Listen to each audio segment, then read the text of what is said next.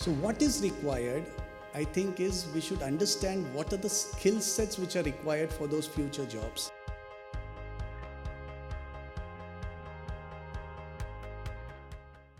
A very good afternoon to everyone. Devki Sahasrabudhe, CMO of Association of Indian Principals, all the panel members of and the speakers of the roundtable today, all the principals of the renowned schools across from this side of the world, my colleagues, it's absolute pleasure for me to be here to welcome you all to this roundtable conference. The agenda is to talk about NEP in action and the way forward for 2020. I know we are starting a bit late, so I'm going to be a bit brief. But before we begin, let me introduce to you ASM Group of Institutes.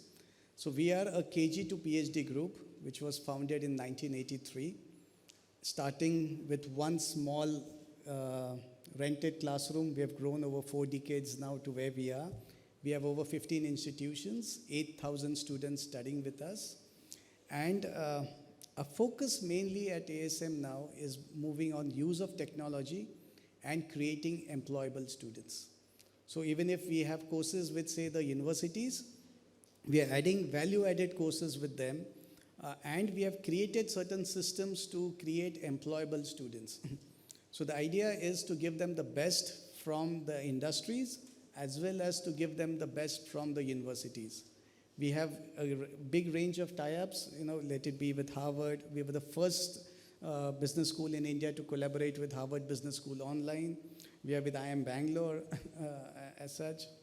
And we are working out some collaborations already with Kellogg and some other universities. City University of Seattle.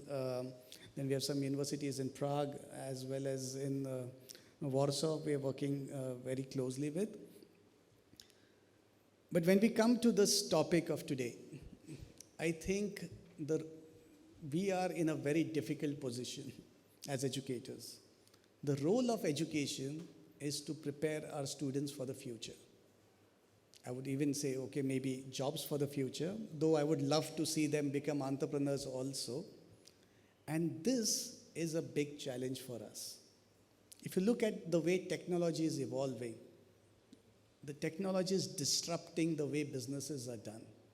It is even changing the business models.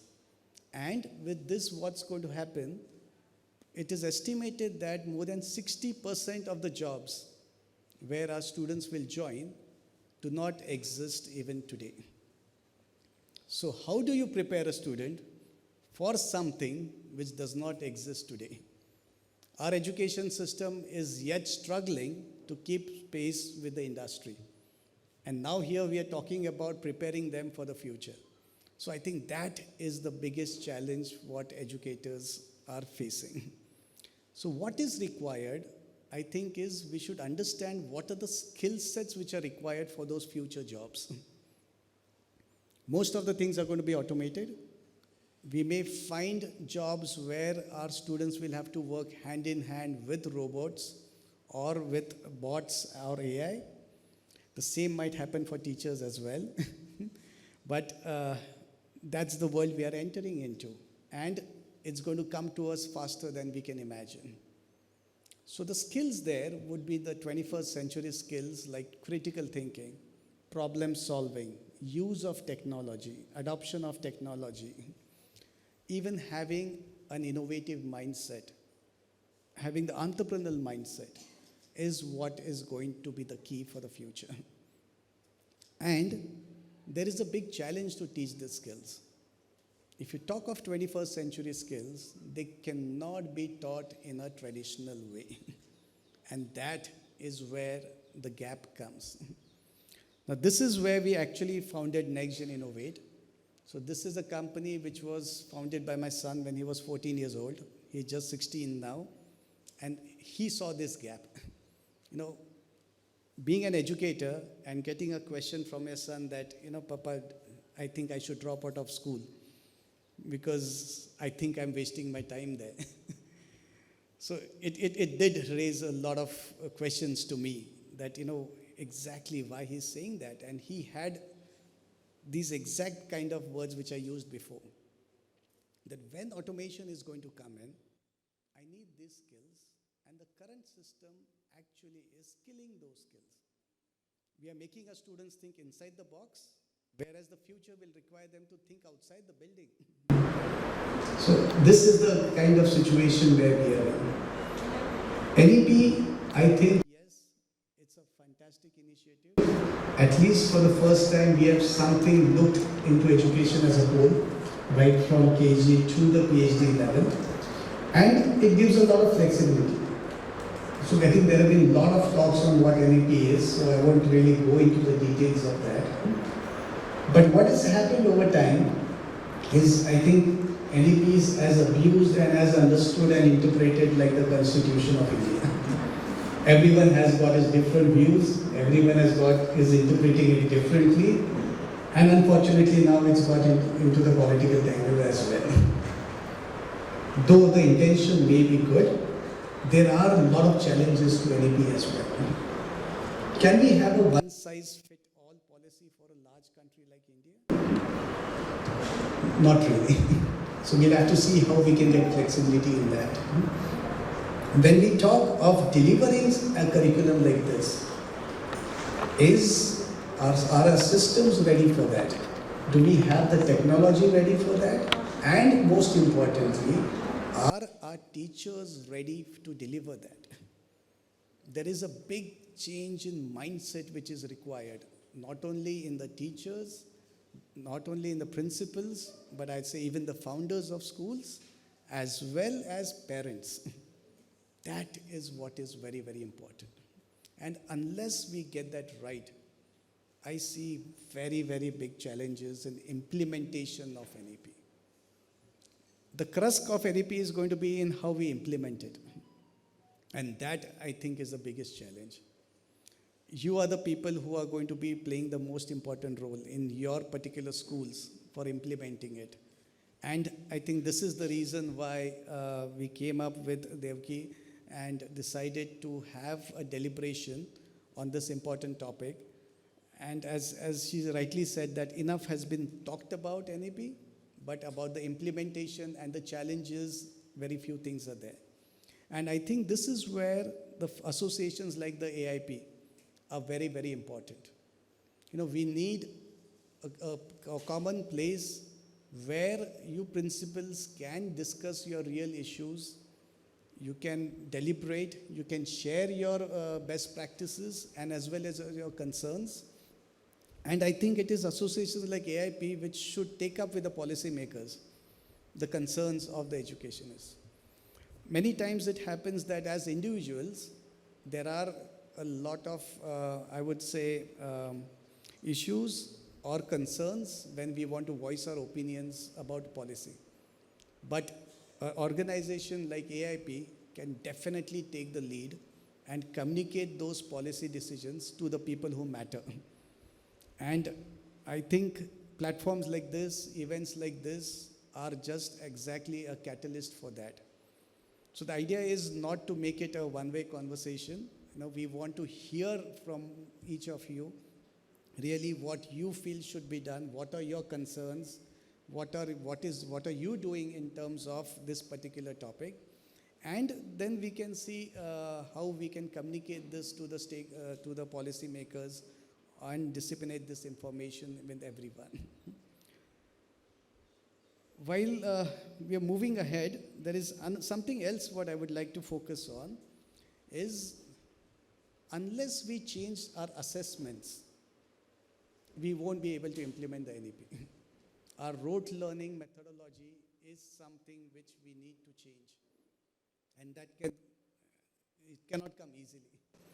A lot of training of the faculty is required. A lot of curriculum development, a lot of use of technology is there. Thankfully, we have someone here, Mrudula, who will be speaking on the technology side. But I think technology is the only key which can help us to give that personalized level of education to the students along with our traditional way of education. Second, other point what I would like to tell is all of you are principals from very premium schools. One of the things which we miss out is the premium universities are looking for a complete profile of a student. You know, they want to see what are the extracurricular activities, what are the co-curriculars, what you have done beyond the particular academics as such, and even the CSR part of it. And that's where I see most of our students are lacking. UK universities would focus a lot on academics, but if you go to US, if you go to Australia, if you go to Canada, and even many premium universities in India as well, want to see that profile. So schools should also emphasize on helping the students build up this profile. At NextGen, we are providing few of the opportunities here. We have a wonderful tie-up with Harvard Student Agencies, which has courses related to innovation, entrepreneurship, future doctors program, there's a future lawyers program, there is a program on coding. So these are courses which can be done completely online, but are taught and designed by Harvard faculties and taught by the current students at Harvard. So ranging from 16 hours to 40 hours. Again, something great for a student to get to learn from the best in the world while they're yet young. So we are targeting 16 to 19-year-olds for doing these particular courses. We also are launching a MUN. Now MUNs are pretty common, right? But we are getting an MUN with the Harvard brand and the Harvard tag, where we'll be getting the Harvard students who will be mentoring and conducting those MUNs as such. So we are here with those kind of opportunities. I think Sujit is here with the presentation later. The point why I'm putting across these things is we'll have to look at how we can give the best from the world to our students. And with technology, those things are possible. So we'll have to leverage these opportunities and see how we can give a better education so that we can prepare our students for the jobs of the future. I would love to work more, Devki ma'am, with AIP and see how we can bring in certain more kind of events and activities. I've just been discussing with her before the start. I know there's a wonderful course and I'm associated with Kellogg School, and they have a fantastic program for school principals. And they have one for business school owners as well. So these are the kind of programs which teaches you how to adopt the new technologies, and we can have a learning from what the principals in the West are doing as such. So maybe we could look at jointly launching some programs coming to you principals for there, where you could be trained from Kellogg and understand how they are using things at their schools. Though I won't say that they are at a best level. I was with 40 principals there, and each one of them criticized their education system. We are here talking, saying that the West has a better education system. They criticize it themselves. And if we say that Finland has the best, we had one keynote speaker in one of our events who started an online school simply because he says the Finnish schools are not good enough. So there's a lot to do in education, and together I think with our associations and by learning from each other, we will be able to give a platform where we can have some good takeaways and implement those back into our school. So I look forward to listening to all of you and actually learning from you and to listening to what your views on this particular topic are. And on behalf of ASM, I once again welcome you all to Empress International School here. Thank you.